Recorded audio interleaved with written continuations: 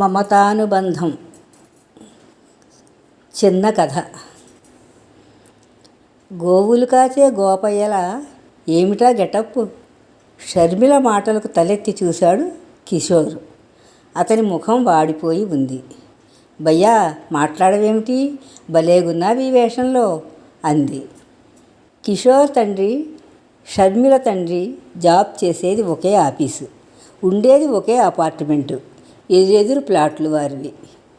మతాలు వేరైన రెండు కుటుంబాల వారు చాలా స్నేహంగా ఉంటారు. పండగలప్పుడు ఒకరికొకరు ఇచ్చి పుచ్చుకోవడం, సినిమాలకు, పిక్నిక్లకు ఇలా ఎక్కడికి వెళ్ళినా సాధ్యమైనంత వరకు కలిసి వెళ్ళడంతో బాగా కలిసిపోయారు వారు. ఈనాటిదా 20 ఏళ్ల నాటి నుంచి కొనసాగుతున్న స్నేహము, మమతానుబంధం వారిది. కిషోర్ చెల్లెలు కిరణ్మయి, షర్మిల ఒకే వయసు వారు.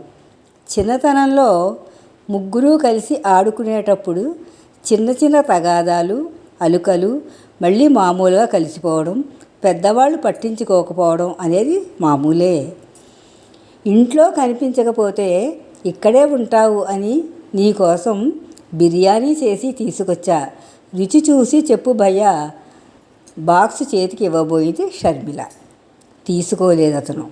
నాకు తినాలని లేదు అన్నాడే కానీ ఉదయం నుంచి ఏమీ తినలేదేమో, ఆకలి దంచేస్తోంది, అహం అడ్డు వస్తోంది. అదేమిటి భయ్యా, తినకపోతే ఎలా? నేర్చుకున్నాక ఇదే ఫస్ట్ టైం నేను చేయడం, రుచి చూసి చెప్పు అంది. బాక్సు ఓపెన్ చేసి బలవంతాన చేతిలో ఉంచింది. కడుపులో ఆకలి, ఎదురుగా నోరు ఇరుస్తూ గుమగుమలాడే పదార్థం. ఇక ఆగలేకపోయాడు. అలుకకు కారణం ప్రతి సండేకి ఏదో ఓ స్పెషల్ వంటకం తప్పనిసరి వారింట్లో. బిర్యానీ తిని చాలా రోజులైందని అది చెయ్యమని అడిగాడు తల్లిని. వెంటనే పులిహార చెయ్యమని కిరణ్మయి అడిగింది. వీరిద్దరి సంగతి తెలిసిన ఆవిడ పులిహోరకే ఓటేసింది. ఆవిడకు తెలుసు కిషోర్ది సర్దుకుపోయే మనస్తత్వమని. కిరణ్మయి అలా కాదు, పేచీ పెట్టి రాగాలు తీసి అనుకున్నది అయ్యే వరకు ఊరుకోదు. ఆడపిల్ల అని తండ్రి చేసిన గారాబంతో మంకుతనం అలవాటైంది ఆమెకు. ఎప్పుడూ సర్దుకుపోయే కిషోర్ ఆ రోజెందుకో అలిగాడు. తల్లి బ్రతిమారుతున్నా వినకుండా, చేసినది తినకుండా బయటకు వచ్చేశాడు. గత 2 సంవత్సరాలుగా ఫ్లూట్ వాయించడం నేర్చుకుంటున్నాడు. దానికి తగ్గ డ్రెస్సు అంటూ తండ్రితో నిన్ననే వెళ్ళి కొనిపించి తెచ్చుకున్నాడు. సాయంత్రం వేళ పొలాల్లో పశువులు మేసే చోటుకు వచ్చి వేణువు ఊదుతూ పాడటం అతని హాబీ. అప్పుడప్పుడు కిరణ్మయి, షర్మిల కూడా అతనితో కలిసి వస్తూ ఉంటారు అక్కడికి. ఉదయం ఇంట్లో జరిగిన గలాట కిషోర్ తల్లి చెప్పగానే అప్పటికప్పుడు బిర్యానీ చేసి తీసుకొచ్చింది షర్మిల.